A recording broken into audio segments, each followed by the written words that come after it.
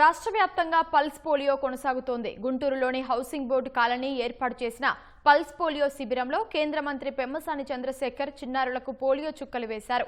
5 ఏళ్లలోపు పిల్లలకు 2 చుక్కల పోలియో మందును విధిగా తల్లిదండ్రులు వేయించాలని సూచించారు. విజయవాడ సెంట్రల్ నియోజకవర్గ ఎమ్మెల్యే బొండా ఉమామహేశ్వరరావు చిన్నారులకు స్వయంగా పల్స్ పోలియో చుక్కలు వేశారు. ముఖ్యమంత్రి చంద్రబాబు నాయకత్వంలో రాష్ట్రాన్ని ఆరోగ్య ఆంధ్రప్రదేశ్గా తీర్చిదిద్దే దిశగా ప్రభుత్వం విస్తృతమైన చర్యలు చేపడుతోందన్నారు.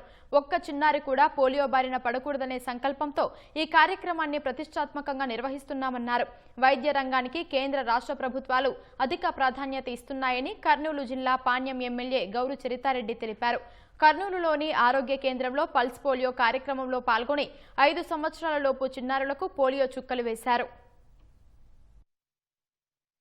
వరల్డ్ వైడ్గా ఇండియా సక్సెస్ఫుల్గా పోలియోని ఎరాడికేట్ చేశాం. అయినప్పటికీ కూడా మనకు కొంత వేరే కంట్రీస్ నుంచి, బంగ్లాదేశ్ నుంచి కానీ అక్కడి నుంచి ఇక్కడి నుంచి కొంతమంది ఇమిగ్రెంట్స్ వస్తూ ఉన్నారు.